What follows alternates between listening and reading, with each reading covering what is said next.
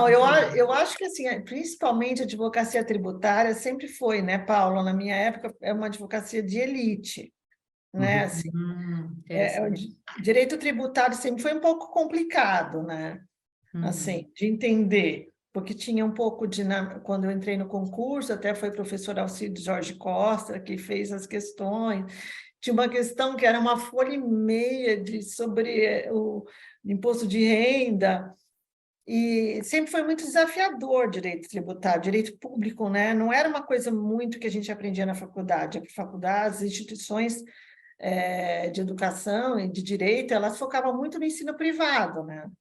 E Uhum. aí, eu acho que, para mim, né, eu vejo assim, o direito tributário vai ficar cada vez mais, não no sentido, não é elite, mas vão ser poucos advogados tributários bons que vão restar, Uhum. porque não vai ter mais cópia de copia uma Não. liminar, copia uma inicial e entra com a ação e acabou. Não, vão ser casos individualizados. E Uhum. E soluções aí, individualizadas, né? Porque hoje muito tem. individualizados. E aí, o que eu vejo, por exemplo, é que, no meu caso, foi até engraçado, porque quando eu me aposentei, faz 3 anos, eu não pensava em advogar, né? Na verdade, nada, zero, né? Eu não pensava em advogar. E surgiram alguns, alguns contatos, e eu nunca me interessei mesmo, porque não era o que eu queria mesmo fazer, pegar a massa, amassar, fazer o pão, sabe? Eu não queria pegar o pão pronto, né? E falar, não, eu sou advogada tributarista e tal. Então, eu acho que esses 3 anos eu fui privilegiada, que deu tudo certo, sabe? Assim, 3 anos que é o tempo de quarentena, né? Que eu queria observar de qualquer maneira, de eu estar fora do país, inclusive. E, e aí, nesse meio tempo, surgiram algumas propostas que não me interessaram, porque era para pegar o bolo pronto, e eu nunca quis pegar o bolo pronto, né? Eu gosto de entender, de saber o que eu estou fazendo, se eu acredito, enfim, tem os meus valores também, né? E aí eu fui convidada por um escritório, por um amigo meu, que é o Leonardo Andrade, que era conhecido, na verdade não era amigo. E é um escritório que trabalha só com tributário bancário. Olha só. Então, é um escritório que eu falo que é boutique, não sei se é o nome certo, mas é um escritório bem especializado, não são jovens advogados, tem 20 anos de advocacia, e foi assim, a sintonia foi muito boa, porque foi uma sintonia de troca mesmo, de vamos Uhum. amassar, vamos fazer essa massa juntos, né? O que Uhum. você acha disso, como você vê isso. Então, isso me deu uma motivação para Uhum. trabalhar como advogada, né? Uhum. Senão, eu acho que eu não teria ido para a advocacia. Eu acho que o que me motivou foi realmente o aprendizado, né? Uhum. Então, a gente faz reuniões, agora eu estou fora do Brasil, mas eu estou voltando, e muita coisa pela internet, obviamente, mas muita troca de ideias, e em muitos casos, a minha percepção eu coloco, olha, isso, eu acho aquilo. A gente é um escritório pequeno, né? Bem pequeno, né? São 3 sócios, 2 consultores, então, só que ele é muito especializado, Uhum. né?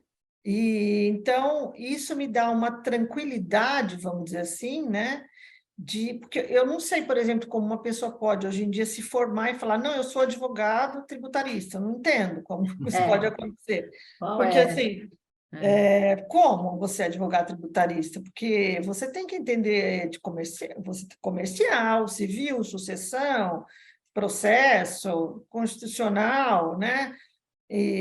Então, é difícil você fazer uma coisa, você tem que ter um conhecimento amplo, e eu acho que, como os escritórios estão muito especializados, né, me deu uma segurança também, estar com pessoas com a mesma sintonia que eu tenho, que também querem que eu amasse a massa, e que que eu sinto que eu sou útil para eles e eles são úteis para mim, que a gente tem uma troca, né?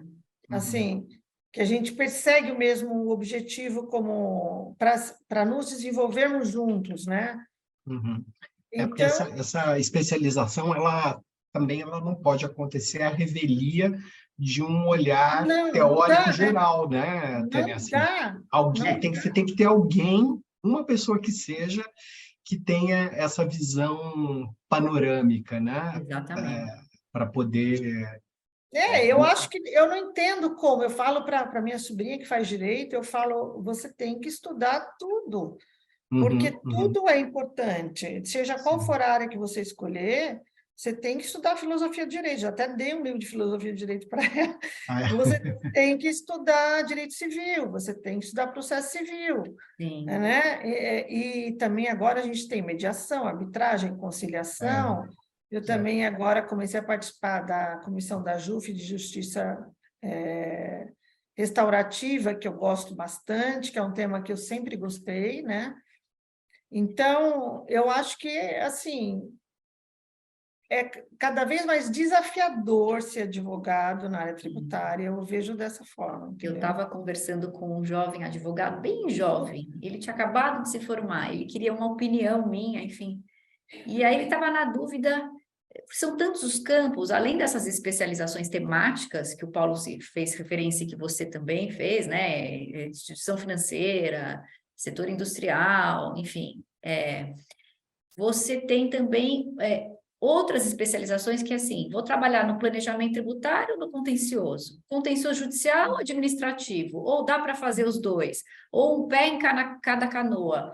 Então, assim, o advogado tributarista hoje requer, além a gente ter essa bagagem ampla, um afunilamento para em diversos sentidos, né? Não só tematicamente falando, em termos de atividade econômica.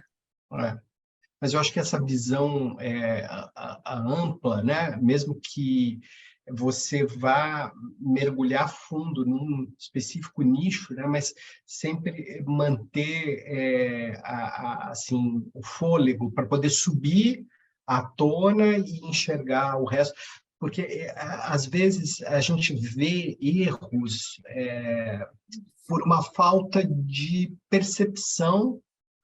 Eu particularmente vejo isso muito, sabe, Fernanda? Tem assim, o cara que é muito especialista num determinado tributo. Só que ele manipula as informações de uma forma tão atrapalhada que no contencioso não funciona nada, porque ele não entende de processo, ele não sabe qual é o caminho processual adequado, ele não sabe interagir com a autoridade jurisdicional, e às vezes ele não consegue ter essa visão estratégica de futuro, né? Então, Exatamente. o que vai acontecer lá na frente? Quais são as contingências? Para isso, ele tem que ter pelo menos mínima disposição para estudar um pouquinho de processo, né, de direito processual. Assim como o cara de direito processual também tem que saber o resto, né?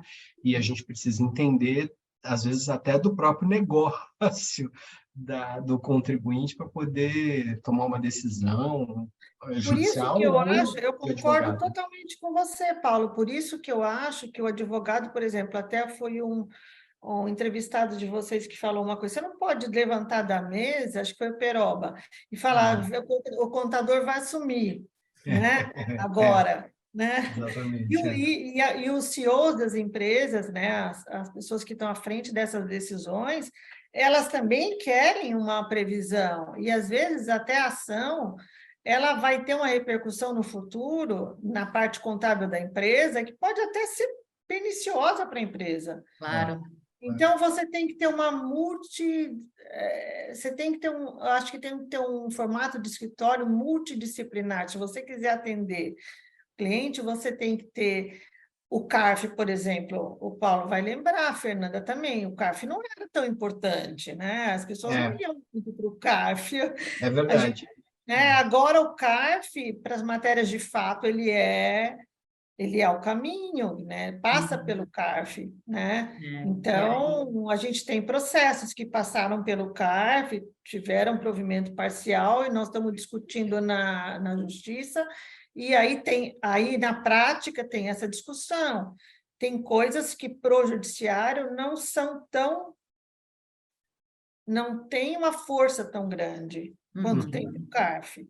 Então, é saber o que você tem que agir como eu acho, né, na minha modesta opinião, como advogado também, como um juiz, no sentido de ver, bom, isso foi levantado na inicial, vamos ver como é a contestação, a defesa acolheu, a sentença acolheu ou não. Você já tem uma linha ali, né, no que você deve insistir ou não. Aquilo vai para o tribunal, aí já teve aquela decisão do tribunal. Então, você tem que ver tudo aquilo e conduzir o processo focando nas coisas mais importantes, não em 10 temas, né? Sim, aquela petição enorme, esses dois são fortes, ó, a sentença acolheu, isso aqui já foi decidido, isso aqui foi decidido com outro tipo de... Porque tem legislação diferente para a instituição financeira, né? Para a indústria, tem coisas diferentes, não é tudo que se equivale. Então, mas essa tese pode ser aplicada nesse caso, a gente pode... Então, você faz um papel de juiz aí também quando você seleciona, e não quando você é um repetidor. Você vai fazer um memorial que repete a sua inicial, não, para quê? Tem até um certo que se subestima, né, a capacidade de quem está do outro lado lendo. A pessoa lê, a pessoa reflete. Você não precisa ficar repisando várias vezes a mesma coisa, né, Paulo? Sim, eu acho que você enfraquece tudo, tudo. Se você não escolhe, num determinado momento do processo, as teses que têm chance de sucesso, você acaba enfraquecendo, né? A sua estratégia, vamos dizer assim.